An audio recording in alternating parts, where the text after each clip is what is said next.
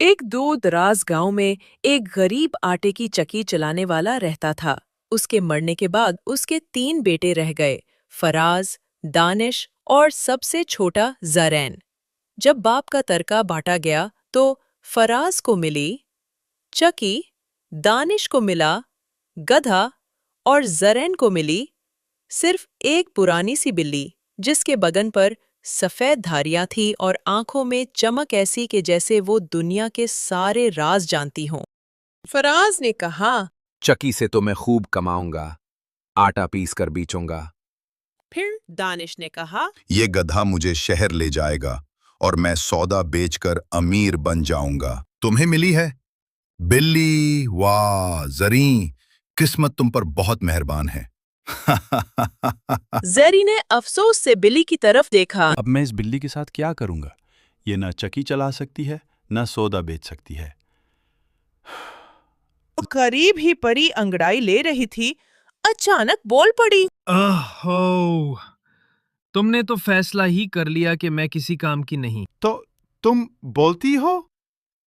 न सिर्फ बोलती हूं बल्कि चालाकी में शहर के वजीरों को मात दे सकती हूं। बस मुझे 2 चीजें चाहिए, एक आला थैला और एक शानदार जूतों का जोड़ा। फिर देखना तुम्हारी तकदीर कैसे पलटती है। मगर क्यों? तुम क्या करोगी? तुम मुझे नवाब ज़रे खान कहलवाने दो, बाकी सब मुझ पे छोड़ दो। ने अपनी थोड़ी सी बचत से बिल्ली की फरमाइश पूरी की। जब बिल्ली ने चमकते हुए जूते पहने और कमर पर थैला लटकाया तो वो किसी शाही जासूस की तरह लग रही थी। तुम वाकई समझती हो कि हम दोनों अमीर बन सकते हैं?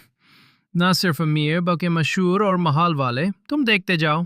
बनी सबसे पहले करीबी जंगल में गई। हाँ, थैला खोला, इसमें खुशबूदार गाजर और दाना रखा और खुद एक दरख्त के पीछे छुप गई। जल्द ही एक मोटा खरगोश आया और फटक कर थैले में जा गिरा। पल्ली ने फौरन थैला बांध दिया।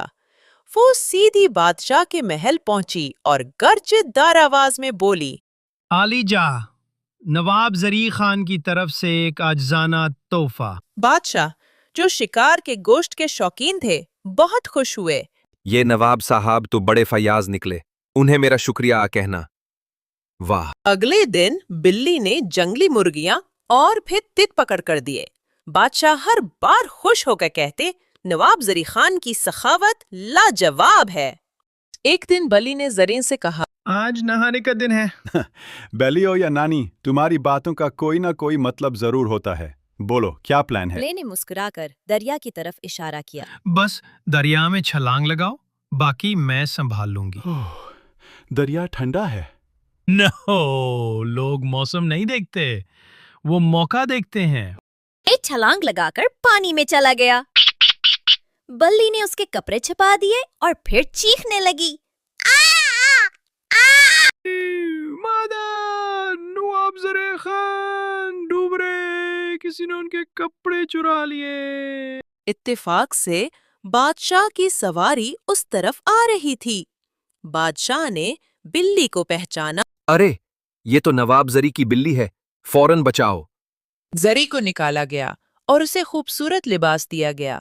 शहजादी जो साथ थी, उसे देखकर दिल थाम बैठी। ये नवाब तो शहजादों से बढ़कर हैं। बलिया भागकर एक अजीम किले में पहुंची, जिसका मालिक था जादूगर बरगीर, जो जानवरों की शक्लें बदल सकता था। कबला बरगीर, सुना है आप शेर बन सकते हैं?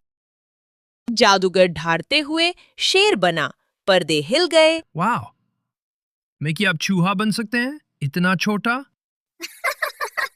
जादूगर हंसा और फौरन चूहा बन गया। चिटाख!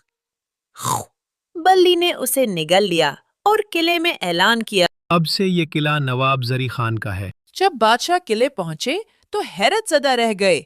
दावत में 100 से ज्यादा पकवान थे। बादशाह ने कहा, नवाब साहब, हकल, क्या आप मेरी बेटी से शादी करेंगे? अगर शहजादी मंजूर करें। शहजादी ने हंसते हुए कहा, मंजूर है।